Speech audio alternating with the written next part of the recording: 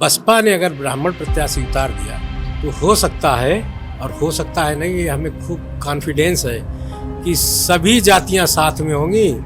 ऐसा नहीं कि ब्राह्मण ही होगा, इसमें ब्राह्मण भी होगा, मुस्लिम भी होगा, इसमें शाक्य समाज भी होगा, लोधी समाज भी होगा, क्षत्रिय समाज भी होगा। सारी जातियों ने मिलकर के हमको आशीर्वाद दिया है।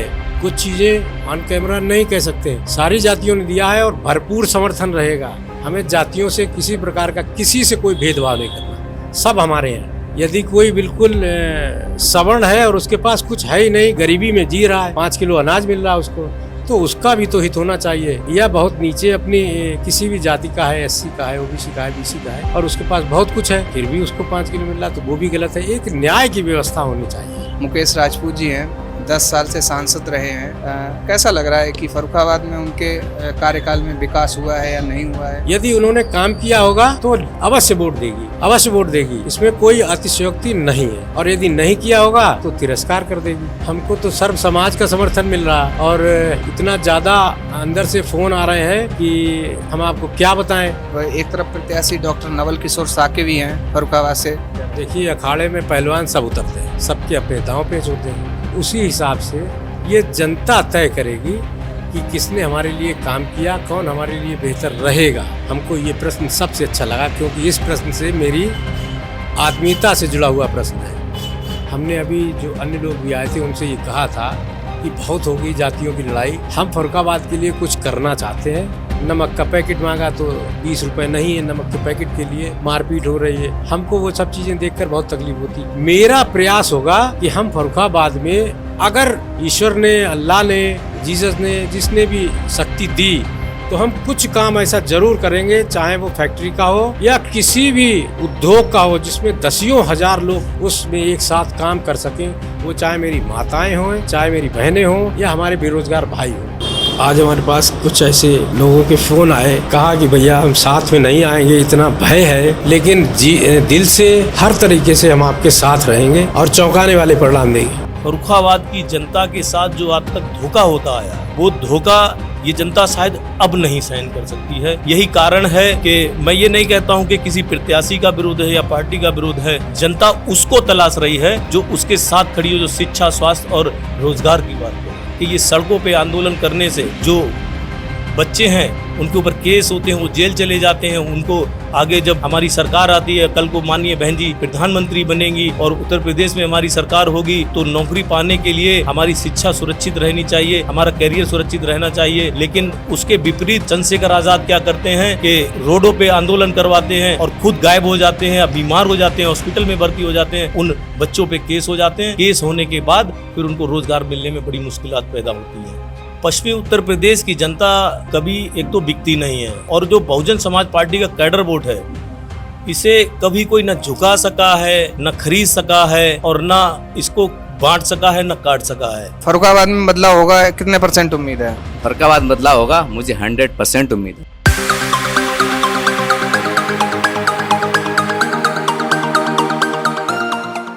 नमस्कार, बहुत बहुत स्वागत है आप सभी का एक बार फिर से INDC नेटवर्क के न्यूज़ चैनल पर। आप सभी को पता है कि लोकसभा का चुनाव काफ़ी करीब आता जा रहा है और फर्रुखाबाद में इस टाइम प्रत्याशी एक तरफ डॉक्टर नवल किशोर साके इंडिया गठबंधन से हैं, NDA गठबंधन से मुकेश राजपूत हैं, और हाल ही में घोषित हुए हैं एक नए प्रत्याशी फर्रुखाबाद से, बसपा से, जिनका नाम क्रांति पांडे जी है और हमारे साथ बैठे हुए हैं। आज इनसे चर्चा करते हैं कि आखिर बसपा जो है, बसपा भी मैदान में आ चुकी है, क्योंकि देखा जा रहा है कई साल से जो बसपा पार्टी है वो कहीं ना कहीं निष्क्रिय होती जा रही थी। लेकिन अभी इन लोगों से चर्चा करते हैं कि आखिर ऐसा है या नहीं, और फर्रुखाबाद में कितना अच्छा माहौल बसपा के लिए रहेगा या नहीं रहेगा, ये सारी बातें इन सभी लोगों से करते हैं। तो सबसे पहले स्वागत है हमारा। जी, धन्यवाद भैया। अच्छा, अगर बात करें, आपको प्रत्याशी बनाया गया है फर्रुखाबाद से, और आप कहीं ना कहीं एक मतलब क्रांति पांडे, तो आप अपने नाम के आगे पांडे लिखते हैं, और एक तरफ मुकेश राजपूत हैं, तो जो एक तरह से बोलें तो जो ब्राह्मण वोट है वो ज़्यादातर भाजपा में ही जाएगा, तो उसे कैसे हैंडल करेंगे कि वो बहुजन समाज पार्टी में आ जाए? ये कहना कि सारा वोट भाजपा में जाएगा, ये बिल्कुल गलत है। जातियों में भी ना बांटिए कि वो मुकेश राजपूत हैं और हम पांडे हैं। ऐसा नहीं है। काम के आधार पर अच्छा या बुरा जनता खुद ही तय करती है, जो अच्छा लगता है वो करती है। दूसरा ये कि अभी से ये कह देना कि ये पांडे हैं तो भाजपा में चला जाएगा और ये राजपूत है तो भाजपा में चला जाएगा या बसपा में चला जाएगा, ऐसा कुछ नहीं है। पार्टियां अपने प्रत्याशी को अपनी जाति आंकड़ों के हिसाब से जैसे भी मैनेज करती हैं वो करती हैं, लेकिन फैसला अंतोगत्वा जनता को करना होता है। वो ये नहीं देखती कि हमारा कैंडिडेट अच्छा है तो वो अच्छा देगी वोट उसको अच्छा समझ करके, और नहीं अगर समझ में आएगा तो फिर वो वोट भी नहीं देगी। लेकिन बात अब ये है कि बसपा ने अगर ब्राह्मण प्रत्याशी उतार दिया तो हो सकता है, और हो सकता है नहीं, ये हमें खूब कॉन्फिडेंस है कि सभी जातियां साथ में होंगी। ऐसा नहीं कि ब्राह्मण ही होगा, इसमें ब्राह्मण भी होगा, मुस्लिम भी होगा, इसमें शाक्य समाज भी होगा, लोधी समाज भी होगा, क्षत्रिय समाज भी होगा। हमारा यहाँ पर जो अपना भाईचारा है वो कांग्रेस का हिंदू मुस्लिम सिख ईसाई वाला नारा रहा है। उस नाते जो सारे लोग जुड़े हैं और आपसी प्रेम का व्यवहार है, यहाँ जातियों का कोई आकलन ही नहीं है। बहुत सीधी सी बात, सारी जातियों ने मिलकर के हमको आशीर्वाद दिया है। कुछ चीज़ें ऑन कैमरा नहीं कह सकते, सारी जातियों ने दिया है और भरपूर समर्थन रहेगा, भरपूर समर्थन रहेगा। ये हम मतलब आप लोगों से विश्वास दिला रहे हैं इस बात का। वो सारी जातियां देंगी, सर्व समाज के लोग वोट देंगे। हम जातियों में नहीं बंटना चाहते, बहुत हो गया जातियों का आपसी विवाद, हम नहीं चाहते अब जातियों। हम तो मेरे सारे भाई हैं, शादी विवाह होता है सारी जातियों को बुलाया जाता है भैया, उनसे सबसे काम लिए जाते हैं, उनके अपने अधिकार होते हैं, उनको उनका नेक दिया जाता है। तो वो जब साथ में उस अच्छे काम में होते हैं, बुरे काम में भी होते हैं, तो फिर हम ये जातियों की लड़ाई क्यों पैदा करें? सारे लोग हमारे हैं। अगर वो देखेंगे कि अच्छा प्रत्याशी है, अच्छा काम करेगा, तो वोट ज़रूर देंगे। और हम इसी मान्यता पर अपना जो भी चुनाव संचालन है वो करेंगे। हमें जातियों से किसी प्रकार का किसी से कोई भेदभाव नहीं करना, सब हमारे हैं। ये सवाल मैंने जातिगत आधार पे आपसे इसलिए पूछा है क्योंकि कई सारे जो नेता हैं, चाहे वो प्रदेश स्तर के हों चाहे राष्ट्रीय स्तर के हों, बहुत एक तरह से मैं कह सकते हैं कि जातीय जनगणना के पीछे भी सवाल कई सारे उठते रहे हैं। इस वजह से मैंने आपसे ये सवाल किया। अगर जातीय जनगणना की बात की जाए, होनी चाहिए या नहीं होनी चाहिए, उसे कैसे देखते हैं? नहीं, बिल्कुल होनी चाहिए जातीय जनगणना। अगर होनी चाहिए तो उनको जो समाज में अपना स्थान है उनको उसको उतना लाभ भी तो मिलना चाहिए। यदि कोई बिल्कुल सवर्ण है और उसके पास कुछ है ही नहीं, गरीबी में जी रहा है, 5 किलो अनाज मिल रहा है उसको, तो उसका भी तो हित होना चाहिए। या बहुत नीचे अपनी किसी भी जाति का है, SC का है, OBC का है, BC का है, और उसके पास बहुत कुछ है, फिर भी उसको 5 किलो मिल रहा, तो वो भी गलत है। एक न्याय की व्यवस्था होनी चाहिए, समानता का नारा है, समानता का ही व्यवहार भी होना चाहिए हर किसी के साथ। जातियों से तो सिवाय मन में मैल और मन में मतभेद के, इसके अलावा कुछ हमें तो समझ में आता नहीं। अच्छा, एक तरफ देखें तो मुकेश राजपूत जी हैं, 10 साल से सांसद रहे हैं। कैसा लग रहा है कि फर्रुखाबाद में उनके कार्यकाल में विकास हुआ है या नहीं हुआ है? और जिस तरह से भारतीय जनता पार्टी अब की बार 400 पार का नारा दे रही है, क्या फर्रुखाबाद सीट जीत पाएंगे या नहीं जीत पाएंगे मुकेश राजपूत? देखिए, हार जीत का फैसला हमारे फर्रुखाबाद की प्यारी सी जनता देगी।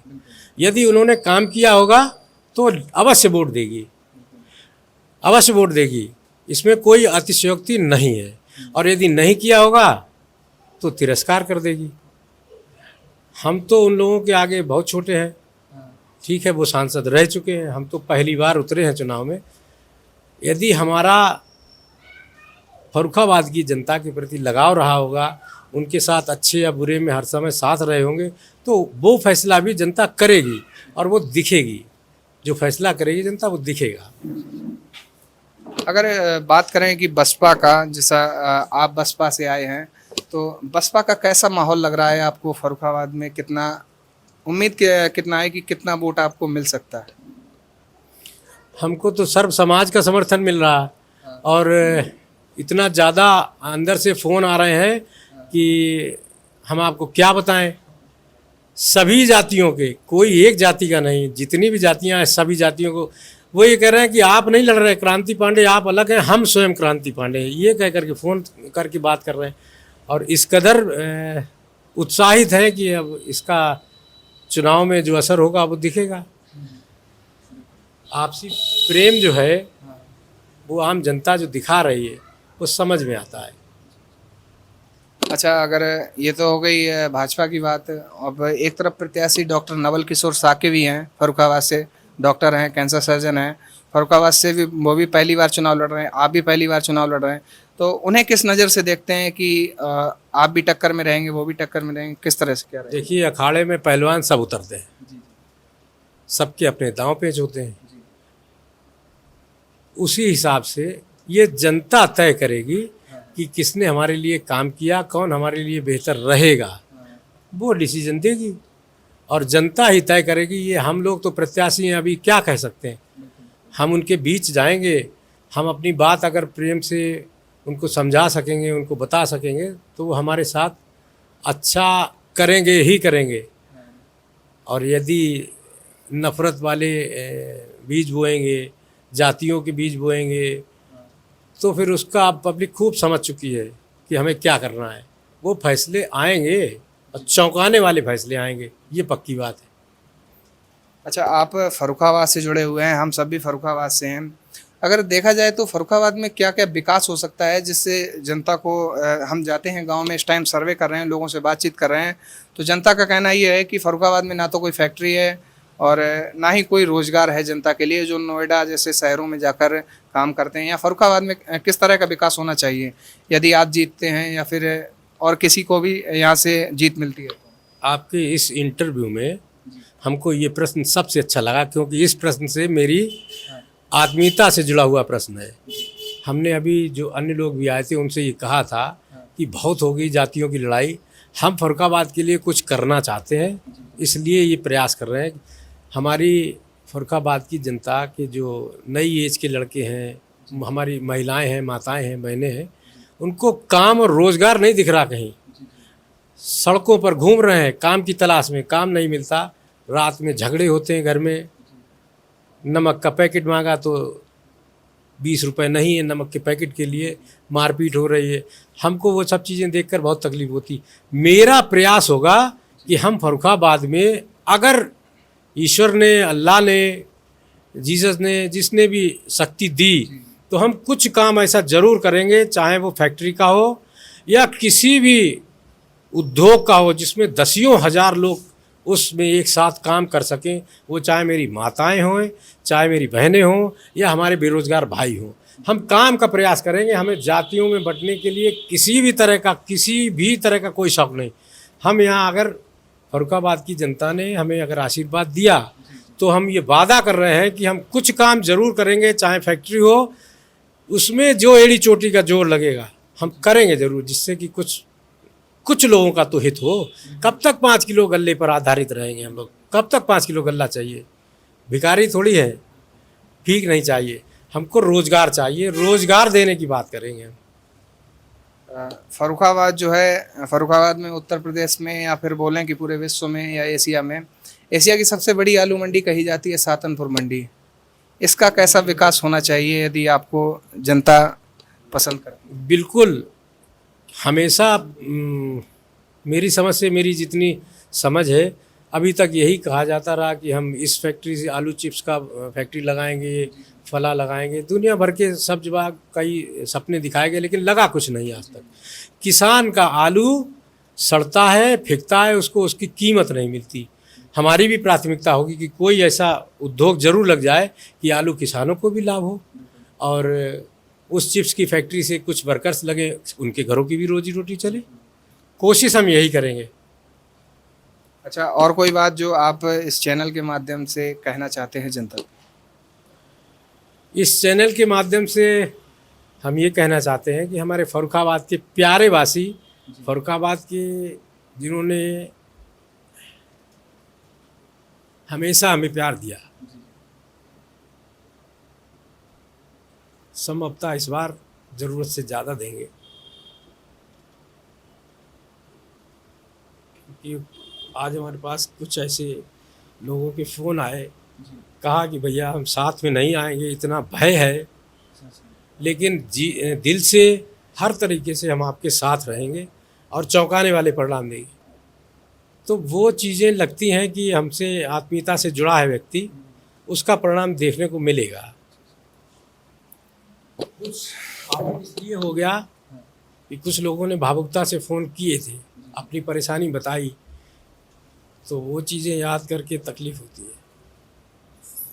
मेरी अगर ईश्वर ने चाही और कुछ शक्ति दी हाथ में, तो हम उन गरीब भाइयों के लिए कुछ ना कुछ ज़रूर करेंगे, कुछ ना कुछ ज़रूर करेंगे, जो उनकी रोजी रोज़गार का साधन निश्चित तय हो जाए, करेंगे ज़रूर।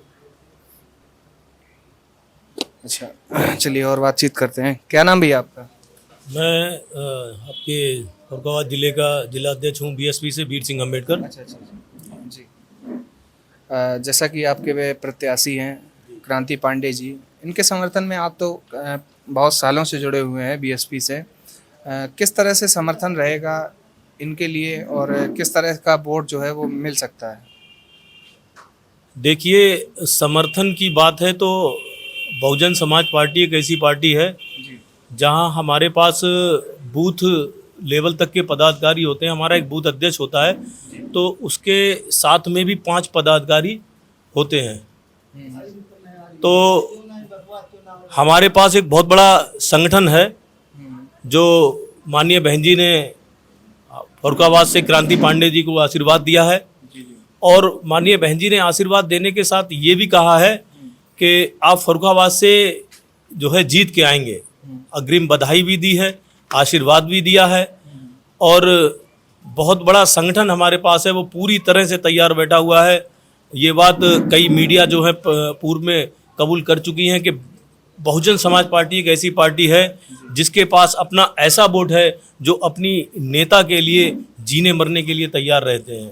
तो निश्चित तौर पे बहुत बड़ा संगठन है हमारे पास, और पूरे तन मन धन से लड़ाएगा। फरुखाबाद जो है वो बदलाव मांग रहा है, और वो बदलाव मैं अपने संगठन के साथ में, और प्रत्याशी का जो व्यवहार है, प्रत्याशी का जो बोलने का आचरण है, हम शब्दकोश जब उठाते हैं तो वो शब्दकोश ही ये पहचान बनाते हैं कि जो इज्जत आज मुझे मिल रही है पूर्व में जो इन्होंने दी है, वो आगे भी ये भरोसा उस जनता को है कि ये वो इज्जत मिल पाएगी। दरवाजे इनके खुले रहेंगे, हमसे मिल सकेंगे, हमारे साथ धोखा नहीं होगा।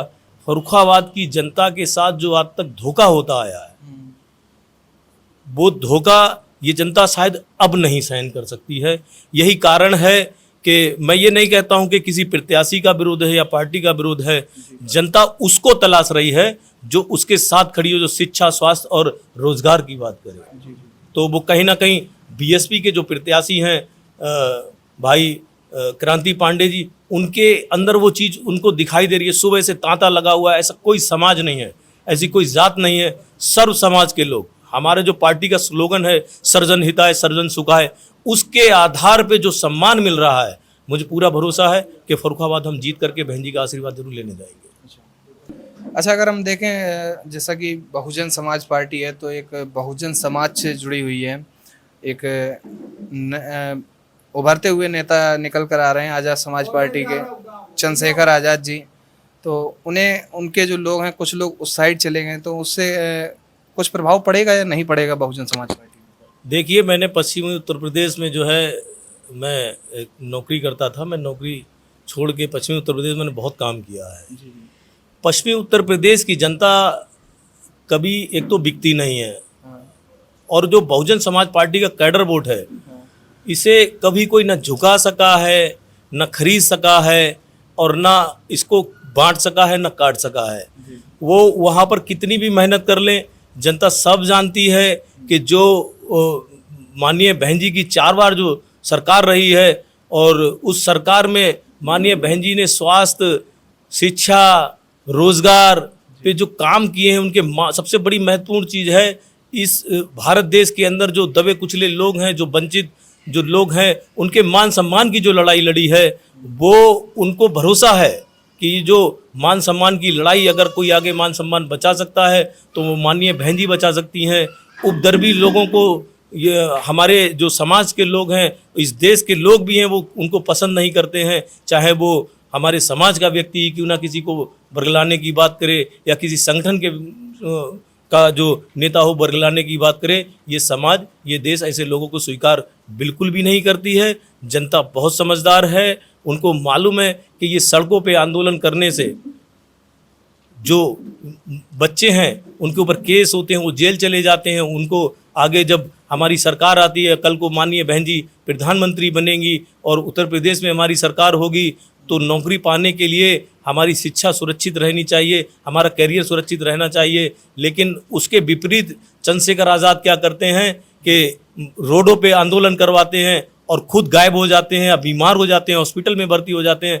उन बच्चों पे केस हो जाते हैं, केस होने के बाद फिर उनको रोज़गार मिलने में बड़ी मुश्किलात पैदा होती हैं। तो जनता समझदार है, वहाँ का वोट बिल्कुल सुरक्षित है। पार्टी का जो कैडर वोट है वो कहीं हिलने वाला नहीं है। एक तरह से कुछ अंदाजा बता सकते हैं कि कितनी सीटें निकल सकती हैं उत्तर प्रदेश में बहुजन समाज पार्टी? बहुजन समाज पार्टी की जो राजनीति है वो मास्टर की राजनीति है। कितनी सीटें निकलेंगी ये भारत देश की जनता तय करेगी। लेकिन मैं इतना बता देना चाहता हूं कि इस 2024 में किसी जुमलेबाज की सरकार नहीं बनने वाली है, किसी बहानेबाज की सरकार बनने वाली नहीं है, किसी को भी बहुमत जब मिलने वाला नहीं है। तो इस देश की जनता, इस देश के नेता जानते हैं कि मानवर साहब ने जो इस देश में राजनीति की जो चाबी देने की बात कही कि जब किसी को समर्थन नहीं हो, किसी को बहुमत नहीं होता है तो फिर सरकार हमारी होती है। तो हम इतनी सीटें लेके आएंगे, जब किसी की बहुमत नहीं होगी तो माननीय बहन जी जो हैं वो प्रधानमंत्री बनेंगी। और मैं आपको एक किस्सा बता देना चाहता हूं कि झारखंड में 85 सीटों पे चुनाव हुआ था, जहां कांग्रेस 42 सीटें जीती थी और भाजपा 42 सीटें जीती थी, और मधु कोड़ा जो थे वहां निर्दलीय 1 सीट जीते थे। तो मधु कोड़ा को भाजपा के लोगों ने लालच दिया था कि आप जो है हमें समर्थन दीजिए, हम आपको 2, 4, 5 मंत्रालय देंगे। तो फिर कांग्रेस ने उनको बोला कि हम 5-7 मंत्रालय देंगे, आप हमें समर्थन दे दीजिए। मानवर कांसीराम साहब ने उनको कनेक्ट किया और मधु कोड़ा से कहा कि ये बताओ कि तुमसे दोनों पार्टियों ने क्या कहा है कि कोई 5 मंत्रालय दे रहा है, कोई 7 मंत्रालय। तो मानवर साहब ने कहा क्यों दे रहा है, इसका मतलब ये कि तुम्हारे बिना सरकार नहीं बन रही है। तुम एक काम करो, सुबह को टेबल ठोक दो कि जो मुझे मुख्यमंत्री बनाएगा मैं उसे समर्थन दूंगा। तो ये मास्टर की है, हम लोग मास्टर की राजनीति करते हैं और निसंदेह इस बार किसी को बहुमत नहीं मिलेगा। हमारी माननीय बहन जी परम आदरणीय हमारी नेता जो हैं वो प्रधानमंत्री बनेंगी और हम फर्रुखाबाद सीट जीत, मैंने पहले भी कहा, हम फर्रुखाबाद सीट जीत करके माननीय बहन जी का आशीर्वाद जरूर लेने जाएंगे। क्या नाम भैया आपका? अजय भारती, पूर्व जिलाध्यक्ष बहुजन समाज पार्टी फर्रुखाबाद। जैसा कि जिला अध्यक्ष जी ने कुछ बताया है कि कहाँ तक फर्रुखाबाद की स्थिति कैसी है बहुजन समाज पार्टी को लेकर, आपको क्या लग रहा है कैसी है फर्रुखाबाद में स्थिति बहुजन समाज पार्टी की? आज के समीकरण छुपे नहीं हैं, जो पहले जो समीकरण रहे, रिजल्ट रहे, वो आप सब लोग जानते हैं, किसी छुपा नहीं है। लेकिन इस बार जो रिजल्ट रहेंगे फर्रुखाबाद ही नहीं पूरे प्रदेश में चौंकाने वाले रिजल्ट रहेंगे। और जनता, इस भारत देश की जनता, मतलब 10 सालों में सब झूठ और जुमला और जो कुछ है जो थी वो सब जनता जान चुकी है और जनता इस बार बदलाव चाहती है। बस फर्रुखाबाद में बदलाव होगा, कितने % उम्मीद है? फर्रुखाबाद बदलाव होगा, मुझे 100% उम्मीद है, क्योंकि बहुजन समाज पार्टी सर्वजन हिताय सर्वजन सुखाय की बात करती है। और दूसरी बात है, हमारे जो प्रत्याशी जो लेट आए वो कारण यही है। बहन जी की डिमांड थी फर्रुखाबाद से कि मुझे कोई ब्राह्मण प्रत्याशी लड़ाना है, लेकिन ब्राह्मण प्रत्याशी भी लड़ाना है तो ऐसा कोई मतलब नॉर्मली नहीं, मतलब जिसकी सामाजिक छवि हो, साफ सुथरी छवि हो, ईमानदार हो, समाज में पकड़ हो, ऐसा नेता चाहिए। मुझे ऐसा प्रत्याशी चाहिए। वो हमें प्रत्याशी ढूंढने में देरी लगी, लेकिन आज आप लोग भी जान रहे हैं कि हमारे प्रत्याशी की क्या छवि है और क्या समाज में पकड़ है, ये किसी से छुपा हुआ नहीं है। तो देख सकते हैं आप लोग, अभी तक तो सर्वे चल रहा था, गांव-गांव जाकर हम लोग बातचीत कर रहे थे। अखाड़े में लोकसभा के फर्रुखाबाद चुनाव में केवल 2 प्रत्याशी थे, लेकिन आज से एक और प्रत्याशी क्रांति पांडे जी जो बसपा से फर्रुखाबाद लोकसभा लड़ रहे हैं। अब आप लोग कमेंट करके बताइए कि फर्रुखाबाद में चुनावी माहौल कैसा है। आपने इन लोगों के विचार जाने, इन लोगों के विचारों में आपको क्या क्या सही लगा, क्या क्या गलत लग रहा है, और किस तरह से फर्रुखाबाद का चुनावी समीकरण आपके हिसाब से क्या रहेगा, कमेंट करके नीचे बताइए। और बताइए कि अब की बार 400 पार का नारा जो भाजपा लगा रही है, क्या हो पाएगा या नहीं हो पाएगा, या फिर पूरे प्रदेश में या फिर पूरे भारतवर्ष में किसकी कितनी सीटें निकलेंगी। नीचे कमेंट करके जरूर बताइए। बने रहिए INDC नेटवर्क के साथ। मिलते हैं एक नई खबर के साथ। बहुत बहुत धन्यवाद। INDC नेटवर्क, बदलते भारत के साथ।